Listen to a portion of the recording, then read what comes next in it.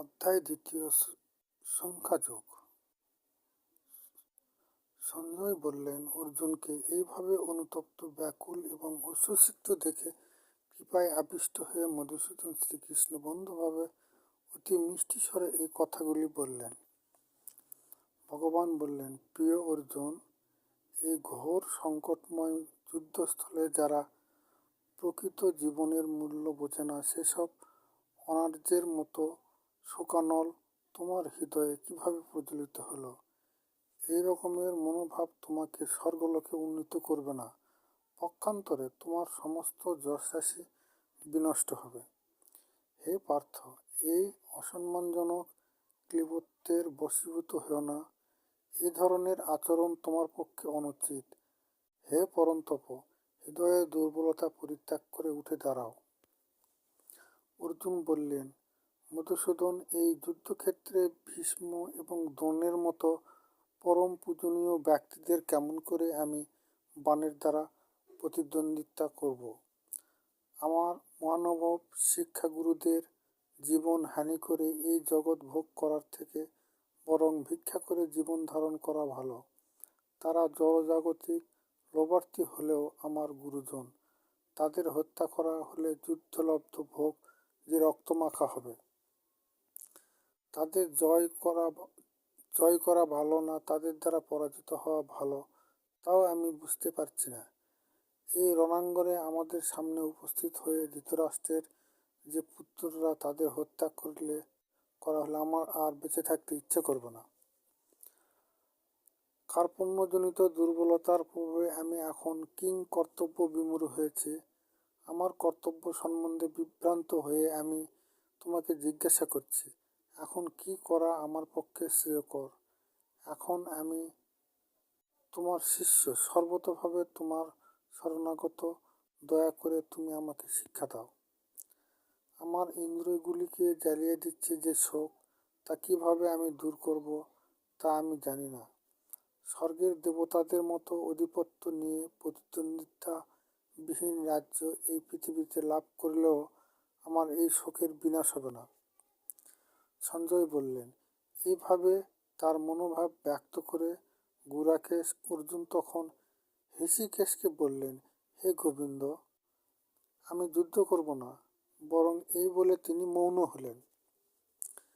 হে ভারতবংশীয় ধৃতরাষ্ট্র, সে সময় স্মিত হেসে শ্রীকৃষ্ণ উভয় পক্ষ ও সৈন্যদের মাঝখানে বিষদগ্রস্ত অর্জুনকে এই কথা বললেন।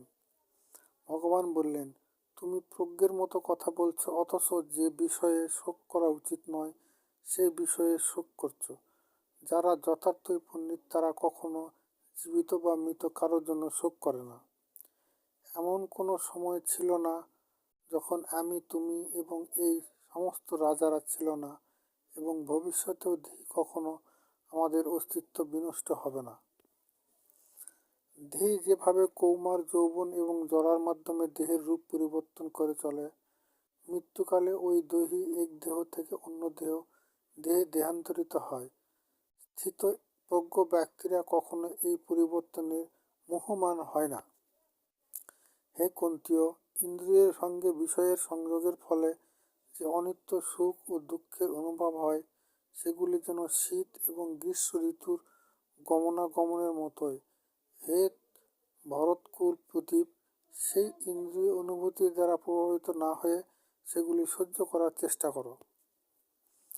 হে পুরুষশ্রেষ্ঠ, হে জ্ঞানী, ব্যক্তি সুখ দুঃখ শীত উষ্ণ আদি দ্বন্দ্বে বিচলিত হন না, তিনি অমৃত তত্ত্বের প্রকৃত অধিকারী হন। যারা তত্ত্বদ্রষ্টা তারা সিদ্ধান্ত করেছে যে অনিত্য জড়বস্তুর স্থায়িত্ব নেই এবং নিত্য বস্তুর আত্মার কখনো বিনাশ হয় না। তত্ত্বদ্রষ্টাগণ উভয় প্রকৃতির যথার্থ স্বরূপ উপলব্ধি করে এই সিদ্ধান্তে উপনীত হয়েছে। সমস্ত শরীরে পরিব্যাপ্ত রয়েছে যে অক্ষয় আত্মা, জেনে রেখো তার কেউ বিনাশ করতে সক্ষম নয়। এই সমস্ত শরীর অনিত্য, কিন্তু শরীরই আত্মা অবিনাশী।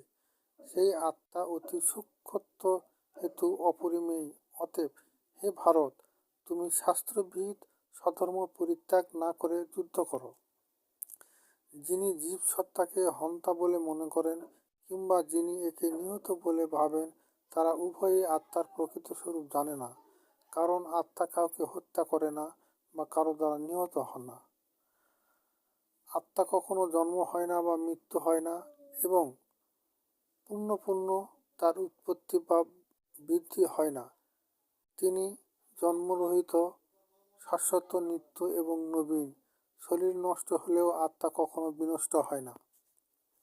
হে পার্থ, যিনি এই আত্মাকে অবিনাশী, নিত্য, শাশ্বত, জন্মরহিত ও অক্ষয় বলে জানেন, তিনি কি প্রকারে কারো হত্যা করবেন বা কারো হত্যা করান? অবিনাশীর বিনাশ অসম্ভব। মানুষ যেমন জীর্ণ বস্ত্র পরিত্যাগ করে নতুন বস্ত্র পরিধান করে, দেহীও তেমনি জীর্ণ শরীর ত্যাগ করে নতুন দেহ ধারণ করে। আত্মাকে অস্ত্রের দ্বারা কাটা যায় না, আগুনে পোড়ানো যায় না, জলে ভেজানো যায় না, অথবা হাওয়ায় শুকানো যায় না। এই আত্মা অচ্ছেদ্য, অদাহ, অক্লেদ্য। তিনি চিরস্থায়ী, সর্বব্যাপ্ত, অপরিবর্তনীয়, অচল এবং সনাতন। এই আত্মা অব্যক্ত, অচিন্ত্য ও অবিকারী বলে শাস্ত্রে উক্ত হয়েছে। অতএব এই সনাতন স্বরূপ অবগত হয়ে তুমি দেহীদের প্রতি শোক পরিত্যাগ করো। হে মহাভারত, আর তুমি যদি মনে করো যে আত্মার বারবার জন্ম হয় বা মৃত্যু হয়, তাহলেও তোমার শোক করার কোনো কারণ নেই। যার জন্ম হয়েছে তার মৃত্যু অসম্ভবী, এবং যার মৃত্যু হয়েছে তার জন্ম অসম্ভবী। অতএব তোমার কর্তব্য সম্পাদনের সময় শোক করা উচিত নয়। হে ভারত, সমস্ত জীব উৎপন্ন হওয়ার আগে অপ্রকাশিত ছিল, তাদের স্থিতিকাল প্রকাশিত থাকে এবং বিনাশের পর আবার অপ্রকাশী হয়ে যায়। সুতরাং সেজন্য শোক করার কি কারণ? কেউ আত্মাকে আশ্চর্যভাবে দর্শন করে, কেউ আশ্চর্যভাবে বর্ণনা করেন, আবার কেউ আশ্চর্য জ্ঞানে শ্রবণ করেন, আর কেউ জেনেও শুনেও বুঝতে পারেন না। হে ভারত, প্রাণীদের দেহে অবস্থিত আত্মা সর্বদাই অবাধ্য। সেজন্য কোনো প্রাণীর দেহত্যাগে তোমার শোক করা উচিত নয়। ক্ষত্রিয়রূপে তোমার স্বধর্ম বিবেচনা করেও তোমার দ্বিধাগ্রস্ত হওয়া উচিত নয়, কারণ ধর্ম রক্ষার্থে যুদ্ধ করা থেকে ক্ষত্রিয়ের পক্ষে মঙ্গলকর আর কিছুই নেই। হে পার্থ, স্বর্গদ্বার উন্মোচনকারী এই প্রকার ধর্মযুদ্ধে অংশগ্রহণ করার সুযোগ না চাইতে যে সব ক্ষত্রিয়ের কাছে আসে তারা সুখী হন। কিন্তু তুমি যদি এই ধর্মযুদ্ধ না করে, তাহলে তোমার স্বীয় কীর্তি থেকে ভ্রষ্ট হয়ে পাপ ভোগ করবে। সমস্ত লোক তোমার কীর্তিহীনতার কথা বলবে, এবং যে কোনো মর্যাদাবান লোকের পক্ষে মৃত্যু অপেক্ষাও অত্যন্ত ক্ষতিকর এই অমর্যাদা। সমস্ত মহারথীরা মনে করেন যে তুমি ভয় পেয়ে যুদ্ধক্ষেত্রে পরিত্যাগ করেছ, এবং তুমি যাদের কাছে সম্মানিত ছিলে তারা তোমাকে তুচ্ছ তাচ্ছিল্য জ্ঞান করবে। তোমার শত্রুরা তোমার সামর্থ্যের নিন্দা করে বহু অকথ্য কথা বলবে। তার চেয়ে অধিকতর দুঃখজনক তোমার পক্ষে কি হতে পারে? হে কুন্তিপুত্র, এই যুদ্ধে নিহত হলে তুমি স্বর্গ লাভ করবে, আর জয়ী হলে রাজ্যসুখ ভোগ করবে। অতএব যুদ্ধের জন্য দৃঢ় সংকল্প হয়ে উত্থিত হও। সুখ দুঃখ, লাভ ক্ষতি, জয় পরাজয়কে সমান জ্ঞান করে যুদ্ধ করলে তোমাকে পাপভোগী হতে হবে না। হে পার্থ, আমি তোমাকে সংখ্যাযোগের কথা বললাম, এখন ভক্তিযোগ সম্বন্ধে বুদ্ধির কথা শ্রবণ করো, যার প্রভাবে তুমি কর্মবন্ধন থেকে মুক্ত হবে। ভক্তিযোগের অনুশীলন কখনো ব্যর্থ হয় না এবং তার কোনো ক্ষয় নেই। তার স্বল্প অনুষ্ঠানও অনুষ্ঠানদাতাকে সংসারস্বরূপ মহাভয় থেকে পরিত্রাণ করে। যারা এই পথ অবলম্বন করেছে তাদের নিশ্চয়াতিকা বুদ্ধি একনিষ্ঠ। হে কুরুনন্দন, অস্থিরচিত্ত সকাম ব্যক্তিদের বুদ্ধি বহু শাখা বিশিষ্ট ও বহুমুখী। বিবেকবর্জিত লোকেরাই বেদের পুষ্পিত বাক্যে আসক্ত হয়ে স্বর্গ, সুখভোগ, উচ্চকুলে জন্ম, ক্ষমতা লাভ ইত্যাদি সকাম কর্মের জীবনের চরম উদ্দেশ্য বলে মনে করে। ইন্দ্রিয় সুখভোগ এবং ঐশ্বর্যের প্রতি আকৃষ্ট হয়ে যারা বলে যে তার ঊর্ধ্বে আর কেউ নাই। যারা ভোগ ঐশ্বর্য সুখে আসক্ত, সেই সমস্ত বিবেক বর্জিত ব্যক্তিদের বুদ্ধি সমাধি অর্থাৎ ভগবানের একনিষ্ঠতা লাভ হয় না।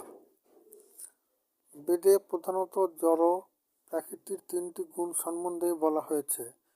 হে অর্জুন, তুমি সেই গুণগুলিকে অতিক্রম করে নির্গুণ স্তরে অধিষ্ঠিত হও, সমস্ত দ্বন্দ্ব থেকে মুক্ত হও এবং লাভ ক্ষতি ও আত্মরক্ষার দুশ্চিন্তা থেকে মুক্ত হয়ে আধ্যাত্ম চেতনায় অধিষ্ঠিত হও। ক্ষুদ্র জলাশয়ে যে সমস্ত কার্য সাধিত হয়, সেগুলি যেমন বৃহৎ জলাশয় থেকে আপনা হতেই সাধিত হয়ে যায়, তেমনি ভগবানের উপাসনার মাধ্যমে যিনি পরব্রহ্মের জ্ঞান লাভ করে সব কিছুর উদ্দেশ্য উপলব্ধি করেছে, তার কাছে সমস্ত বেদের উদ্দেশ্য সাধিত হয়েছে। স্বধর্ম বিহিত কর্মে তোমার অধিকার আছে, কিন্তু কোনো কর্মফলে তোমার অধিকার নেই। কখনো নিজেকে কর্মফলের হেতু মনে করো না এবং কখনো স্বধর্মেও আচরণ থেকে বিরত হও না। হে অর্জুন, ফলভোগের কামনা পরিত্যাগ করে ভক্তি যোগস্থ হয়ে স্বধর্ম বিহিত কর্মাচরণ করো। কর্মের সিদ্ধি অসিদ্ধি সম্বন্ধে যে সমস্ত বুদ্ধি, তাকেই বুদ্ধিযোগ বলা হয়। হে ধনঞ্জয়, বুদ্ধিযোগ দ্বারা ভক্তি অনুশীলন করে সকাম কর্ম থেকে দূরে থাকো। যারা কর্মের ফল ভোগ করতে চায় তারা কৃপণ। যিনি ভগবত ভক্তি অনুশীলন করেন তিনি এই জীবনেই পাপ পুণ্য উভয় থেকে মুক্ত হন। সুতরাং হে অর্জুন, তুমি নিষ্কাম কর্মযোগের অনুসরণ করো, সেটাই হলো সর্বাঙ্গীন কর্মকৌশল। মনীষীগণ ভগবানের সেবায় যুক্ত হয়ে ভগবানের শরণাগত হন, কর্মজাত ফল ত্যাগ করে জন্ম মৃত্যুর বন্ধন থেকে মুক্ত হন। এইভাবে তারা সমস্ত দুঃখ দুর্দশা থেকে মুক্ত হন। এভাবে পরমেশ্বর ভগবানের উপর অর্পিত নিষ্কাম কর্ম অভ্যাস করতে করতে তোমার বুদ্ধি মোহরূপ গভীর অরণ্যকে সম্পূর্ণরূপে অতিক্রম করবে। তখন তুমি যা কিছু শুনেছ সেই সবের প্রতি সম্পূর্ণরূপে নিরপেক্ষ হয়ে বিশুদ্ধ ভক্তি সাধনে প্রবৃত্ত হবে। তোমার বুদ্ধি যখন বেদের ভাষার দ্বারা আর বিচলিত হবে না, তখন তুমি দিব্য জ্ঞান লাভ করে ভক্তিযোগে অধিষ্ঠিত হবে। অর্জুন জিজ্ঞাসা করলেন, হে কেশব, স্থিতপ্রজ্ঞ এবং অচলা বুদ্ধি সম্পন্ন মানুষের লক্ষণ কি? তিনি কিভাবে কথা বলেন, কিভাবে অবস্থান করেন এবং কিভাবেই বা তিনি আচরণ করেন? ভগবান বললেন, হে পার্থ, মানুষ যখন মানসিক জল্পনা কল্পনা থেকে উদ্ধৃত সমস্ত মনোযোগ কাম পরিত্যাগ করে এবং তার মন যখন আত্মাতেই সম্পূর্ণ পরিতৃপ্ত লাভ করে, তখনই তাকে স্থিতপ্রজ্ঞ বলা হয়। ত্রিতাপ দুঃখ উপস্থিত হলেও যার মন উদ্বিগ্ন হন না, সুখ উপস্থিত হলেও যার স্পৃহা হয় না এবং যিনি অনুরাগ ভয় ও ক্রোধ থেকে মুক্ত, তিনি স্থিতধী অর্থাৎ স্থিতপ্রজ্ঞ।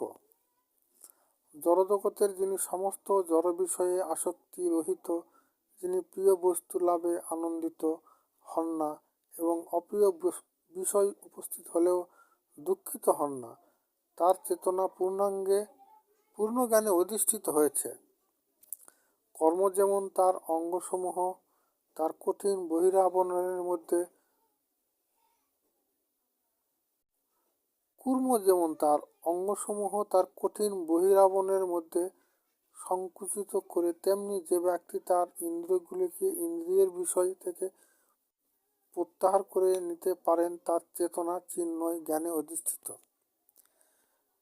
দেহ বিশিষ্ট জীব ইন্দ্রিয়ের সুখভোগ থেকে নিবৃত্ত হতে পারে, কিন্তু তবুও ইন্দ্রিয় সুখভোগের আসক্তি থেকে যায়। কিন্তু উচ্চতর স্বাদ আস্বাদন করার ফলে সে বিষয় তৃষ্ণা থেকে তিনি চিরতরে নিবৃত্ত হন। হে কুন্তীয়, ইন্দ্রিয়সমূহ এত বলবান এবং ক্ষোভকারী যে তারা অতি যত্নশীল বিবেকসম্পন্ন পুরুষের মনকেও বলপূর্বক হরণ করে বিচলিত করে দেয়। যিনি আমার প্রতি উত্তম ভক্তিপরায়ণ হয়ে তার ইন্দ্রিয়গুলিকে সম্পূর্ণরূপে বশীভূত করেছে, তিনি স্থিতপ্রজ্ঞ। ইন্দ্রিয় বিষয় চিন্তা করতে করতে মানুষের আসক্তি জন্মায়, আসক্তি থেকে কামনার উদয় হয় এবং কামনা থেকে ক্রোধ উৎপন্ন হয়। ক্রোধ থেকে সম্মোহ, সম্মোহ থেকে স্মৃতিবিভ্রম, স্মৃতিবিভ্রম থেকে বুদ্ধিনাশ হওয়ার ফলে সর্বনাশ হয় এবং মানুষ পুনরায় জড়জগতের অন্ধকূপে পতিত হয়। সংযত চিত্তে মানুষ প্রিয় বস্তুকে স্বাভাবিক আসক্তি, অপ্রিয় বস্তুতে স্বাভাবিক বিদ্বেষ থেকে মুক্ত হয়ে তার বশীভূত ইন্দ্রিয় দ্বারা ভগবত ভক্তির অনুশীলন করে ভগবানের কৃপা লাভ করে। চিন্ময় চেতনায় অধিষ্ঠিত হওয়ার ফলে তখন তার জড়জগতের চিতাপ দুঃখ থাকে না। এইভাবে প্রসন্নতা লাভ করার ফলে বুদ্ধি স্থির হয়। যে ব্যক্তি কৃষ্ণ ভাবনায় যুক্ত নন, তার চিত্ত সংযত নয় এবং তার পারমার্থিক বুদ্ধি থাকতে পারে না। আর পারমার্থিক চিন্তাশূন্য ব্যক্তি বিষয় তৃষ্ণার বিরতি নেই। এইরকম বিষয় তৃষ্ণাক্লিষ্ট ব্যক্তির প্রকৃত সুখ কোথায়? প্রতিকূল বায়ু নৌকাকে যেমন অস্থির করে, তেমনি সদা বিচরণকারী যে কোনো একটি মাত্র ইন্দ্রিয়ের আকর্ষণেও মন অসংযত ব্যক্তির প্রজ্ঞাকে হরণ করতে পারে। সুতরাং হে মহাবাহ, যার ইন্দ্রিয়গুলিকে ইন্দ্রিয়ের বিষয় থেকে সর্বপ্রকার নিবৃত্ত হয়েছে, তিনি স্থিতপ্রজ্ঞ।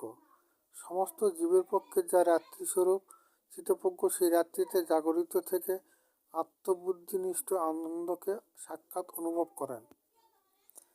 বিষয়কামী ব্যক্তি কখনো শান্তি লাভ করে না। জলরাশি যেমন সদা পরিপূর্ণ সমুদ্রকে প্রবেশ করেও তাকে ক্ষোভিত করতে পারে না, কামসমূহ তেমনি স্থিতপ্রজ্ঞ ব্যক্তিকে প্রবিষ্ট হয়েও তাতে বিক্ষুব্ধ করতে পারে না, অতএব তিনি শান্তি লাভ করে। যে ব্যক্তি সমস্ত কামনা বাসনা পরিত্যাগ করে জড় বিষয়ের প্রতি নিস্পৃহ হয়ে নিরহংকার এবং সমতত্ত্ব বোধ রহিত হয়ে বিচরণ করেন, তিনি প্রকৃত শান্তি লাভ করেন। এই প্রকার স্থিতিকে ব্রহ্মস্থিতি বলে। হে পার্থ, যিনি এই স্থিতি লাভ করেন তিনি মোহপ্রাপ্ত হন না। জীবনের অন্তিম সময়ে তিনি এই জড়জগতের বন্ধন মুক্ত হয়ে ব্রহ্মানন্দ লাভ করেন। ওং তৎসদি। শ্রীমদ্ভাগবত গীতা পুনঃসিদ্ধ ব্রহ্মবিদ্যা যোগশাস্ত্রে শ্রীকৃষ্ণার্জুন সংবাদে সাংখ্যযোগ নাম 2য় অধ্যায় সমাপ্ত।